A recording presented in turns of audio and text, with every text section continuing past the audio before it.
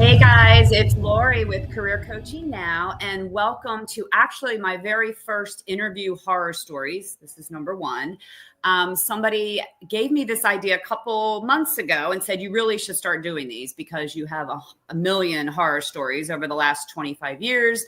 I've been a recruiter and career coach, so I have a lot of them to share with you guys. So I thought, you know what? Yes, I'm going to do this. I'm going to tell you guys some horror stories so that you don't do the same thing on your interview. All the horror stories that I have packed from the last 25 years are things that have happened either before the interview, during the interview, or after the interview that has completely just ruined the chances for the candidate.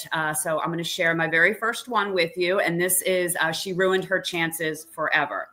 So this is about a candidate who went on a job interview with a company she was just dying to get into. She really wanted to work for this company. And she went in and she interviewed. She thought she did very well.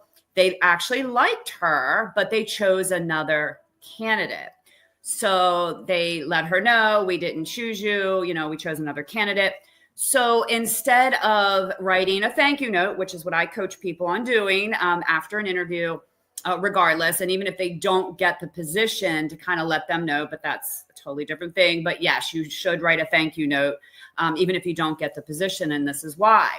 So she was so upset that she did not get the job, her dream job with this dream company she was dying to get into, that she actually started sending the recruiter, which was me at the time, the HR people, the hiring manager, she was sending them emails demanding to know why she didn't get chosen. She was very upset that she didn't get chosen. But what was happening behind the scenes is they liked her so much that they were actually talking about creating a position for this candidate. That's how much they liked her. They told her they liked her. I told her they really liked you. It was just someone else had more experience.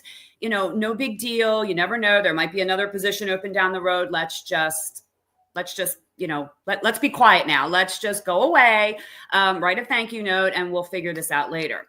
That wasn't good enough for her. She kept on emailing people, HR, myself. She was emailing me almost every day, demanding. She was really upset she didn't get this job. Well, they literally told me we would never hire her. She is blacklisted as far as we're concerned. We literally were going to start a new position for it. We were going to create a position for her. So the moral of this story is, even if you don't get the position that you interviewed for, you never know what people are doing behind the scenes, or what they're trying to create for you, or even down the road. It could be a year from now. It doesn't matter. You don't want to get so upset that you didn't get the job that you literally ruin your chances forever of actually working with that company. But she ruined her chances absolutely forever. They were going to create a position for her. They just had to give it a little time to do that. A lot of things go on behind the scenes. So the moral of the story is, if you don't get the position, don't get upset. Still write a thank you. I understand I did not get chosen for this position, but if something comes up in the future, I really want to work for your company. So anyway, don't do what she did and ruin chances forever, because a lot of times it just comes down to someone else was either had more experience, they had a better connection with the company or with the hiring manager, or they were just better suited for the role.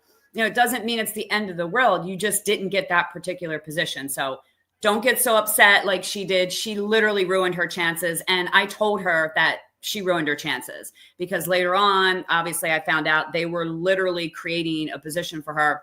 Ruined her chances. She was in tears. And she said, I've learned a valuable lesson. I will never do this again. So again, if you don't get the position that you hope for, or the company that you're hoping for, it's not the end of the world. Act like an adult, act like a professional, and don't send these emails demanding to know why, and that you can't understand this and you were the best person, because you don't know that you were the best person. You have no idea who you were up against. So again, horror story number one, it was such a learning lesson for this candidate. I actually felt bad for her, but she needed to learn that lesson, unfortunately. So don't do that. All right, guys, I will be back with so many more. I have tons of horror stories to talk about. because I don't want you guys to do the same thing. Again, my name is Laurie Brady, and I do interview coaching. So check me out if you want to, and I will be back soon with another horror story. Take care.